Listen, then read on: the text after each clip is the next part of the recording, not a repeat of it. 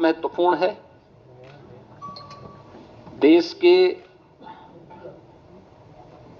संविधान को लागू होने का यह अमृत महोत्सव वर्ष भी है और साथ साथ उत्तर प्रदेश की स्थापना का भी यह अमृत महोत्सव वर्ष है। ये दोनों कार्य जनवरी 1950 में हुए थे और इसलिए 75 वर्ष की शानदार यात्रा के साथ आगामी 25 वर्ष की हमारी क्या योजना हो सकती है, उसका एक रोड मैप तैयार करने के लिए बजट अत्यंत महत्वपूर्ण है। इस अवसर पर हम सब संविधान के शिल्पी बाबा साहब भीमराव अंबेडकर, जिनके नाम पर डबल इंजन की सरकार लखनऊ में बाबा साहब भीमराव अंबेडकर स्मारक और सांस्कृतिक केंद्र की स्थापना कर रही है, संविधान के 75 वर्ष की इस यात्रा के लिए उन्हें विनम्र श्रद्धांजलि अर्पित करता हूं और यह केंद्र बहुत शीघ्र बाबा साहब भीमराव अंबेडकर के विचारों का एक केंद्र बनकर के संविधान की मूल भावनाओं के अनुरूप वंचितों को वरीयता देने के क्रम को तत्परता के साथ आगे बढ़ाएगी। यह एक नया माध्यम होगा और इसी को थीम में रख करके हमने 2025-26 का अपना बजट प्रस्तुत किया है। मुझे बताते हुए प्रसन्नता है कि पिछले जो बजट हम लोगों ने प्रस्तुत किए थे उन सब की अपनी एक थीम थी। 2017-18 का जो बजट था वह उत्तर प्रदेश के अन्नदाता किसानों को समर्पित था। अन्नदाता किसानों के हितों के लिए जो अनेक कदम सरकार ने उस समय उठाए थे, उनके ऋण माफी के कार्यक्रम रहे हों,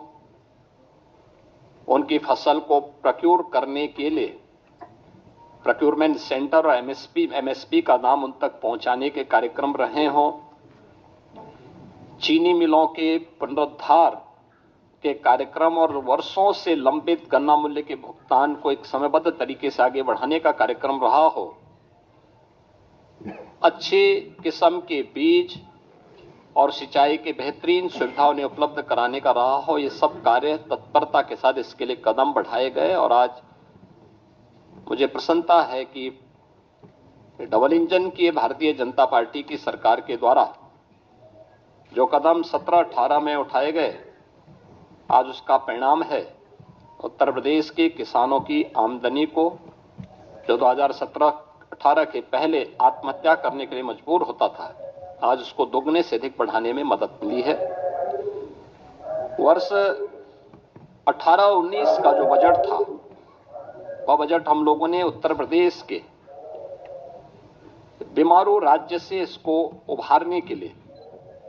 इंफ्रास्ट्रक्चर और औद्योगिक विकास के लिए समर्पित किया था। आपने देखा होगा एक्सप्रेस वे में जो उत्तर प्रदेश की भागीदारी बहुत कम थी, आज गंगा एक्सप्रेस वे के पूर्ण होने के साथ ही उत्तर प्रदेश की भागीदारी देश के अंदर इंफ्रास्ट्रक्चर एक्सप्रेस वे में 55% से अधिक हो जाएगा। औद्योगिक विकास की दृष्टि से उत्तर प्रदेश का पहला इन्वेस्टर समिट भी हम लोगों ने 2018 में यहां पर संपन्न किया था और उस दृष्टि से 2018-19 का ये बजट हम लोगों ने प्रदेश की जनता को समर्पित किया था। वर्ष 19-20 का बजट प्रदेश में महिला सशक्तिकरण को समर्पित था, जिसमें हम लोगों ने प्रदेश की मातृशक्ति के उन्नयन के लिए अनेक योजनाएं चलाई थी, जिनमें सामूहिक विवाह, मुख्यमंत्री सामूहिक विवाह की योजना हो, मुख्यमंत्री कन्या सुमंगला की योजना हो,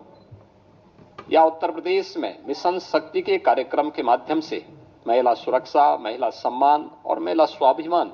स्वावलंबन, इन कार्यक्रमों को प्राथमिकता के आधार पर आगे बढ़ाने के साथ ही उत्तर प्रदेश के पुलिस बल में महिलाओं की भर्ती को 20% अनिवार्य करने के कार्यक्रम को प्राथमिकता देते हुए आगे बढ़ाने का कार्यक्रम यह महिला सशक्तिकरण के लिए उठाए गए कदमों का परिणाम था। वर्ष 2020-21 का बजट हम लोगों ने उत्तर प्रदेश के युवाओं को और उनके लिए अधिक से अधिक एम्प्लॉयमेंट बढ़ाने के लिए समर्पित किया था और इसमें 2 करोड़ युवाओं को टैबलेट और स्मार्टफोन के माध्यम से तकनीकी दृष्टि से सक्षम बनाने के कार्यक्रम को आगे बढ़ाने, अनेक अन्य कार्यक्रमों को इस दृष्टि से हम लोगों ने प्रदेश की जनता जनार्दन के लिए समर्पित, युवाओं को समर्पित किया था। 2021-22 का जो बजट था हमारी सरकार का, वह स्वावलंबन से सशक्तिकरण की ओर था।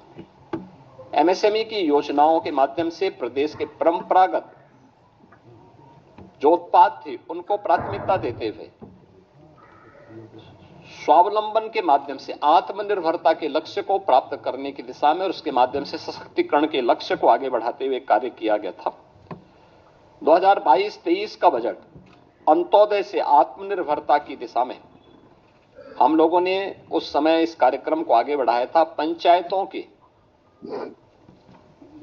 आत्मनिर्भरता के लिए पहली बार ग्राम सचिवालय के निर्माण के कार्यक्रम को आगे बढ़ाया गया था। पहली बार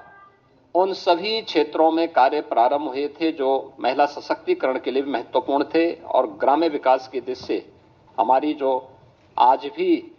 लगभग 70% के आसपास आबादी ग्रामीण क्षेत्र में निवास करती है, उनके लिए इस कार्यक्रम को आगे बढ़ाया गया था, जिसका परिणाम है कि आज उत्तर प्रदेश के हर ग्राम पंचायत में 5 से 7 रोजगार सृजन की संभावना स्वतःस्फूर्त भाव के साथ वहां दिखाई देती है। 2023-24 का बजट उत्तर प्रदेश के अंदर एक त्वरित, सर्वसमावेशी और समग्र विकास के साथ आत्मनिर्भर उत्तर प्रदेश की नींव को सुदृढ़ करने वाला बजट प्रस्तुत किया गया था। दुनिया बदल रही है और ये भारत के लिए ला रही है इन्फिनिट अवसर।